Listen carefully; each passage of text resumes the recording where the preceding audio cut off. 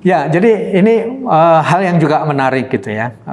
Kadang-kadang namanya digital transformation apalagi saat ini kan sudah hype lah. Orang nggak nyaman kalau pas diskusi itu nggak ngomong digital gitu ya.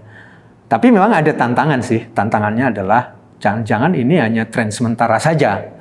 Padahal kan tadi kita paham betul digital transformation itu bukan hanya tren, tapi memang journey untuk merubah diri kita, merubah organisasi kita gitu ya.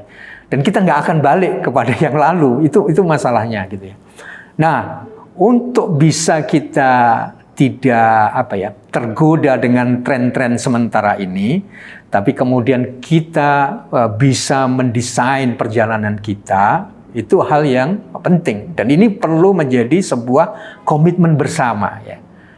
Sebuah perjalanan yang memang harus dilalui bersama.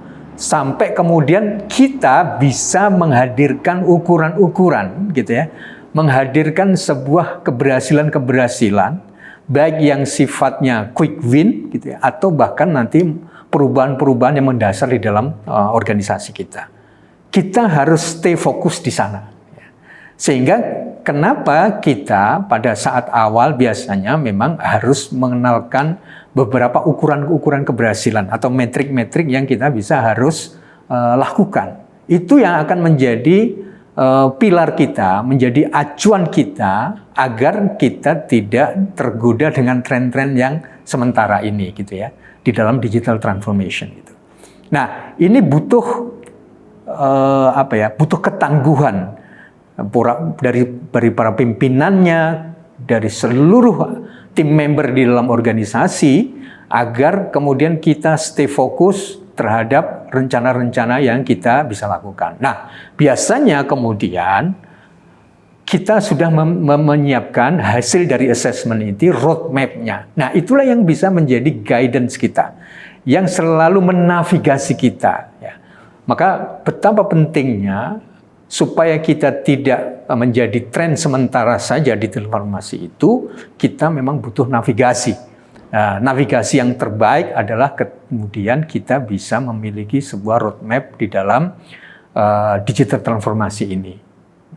Itulah yang kemudian ketika kita punya punya dokumen atau punya sebuah landasan yang kuat dari assessment itu, yang kemudian melahirkan sebuah roadmap, yang kemudian roadmap itu menavigasi kita, yang kemudian roadmap itu selalu memberikan rambu-rambu kita berjalan, maka kita dengan mudah akan tetap stay fokus dan terus berkelanjutan agar kita bisa sampai di tempat tujuan yang tadi kita inginkan.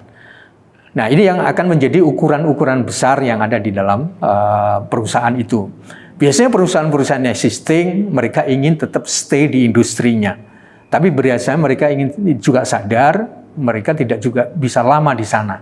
Sehingga kemudian mereka juga memikirkan new business-nya seperti apa dengan capability digital itu. Nah, itu beberapa contoh yang saya sebutkan, ukuran-ukuran apa yang sebenarnya kita harus berikan perhatian agar digital transformasi ini terus berkelanjutan gitu ya, dan kita punya komitmen dan masih punya endurance untuk tetap bisa bersama menjalankan ini sampai kepada ukuran-ukuran yang sudah kita tetapkan tadi.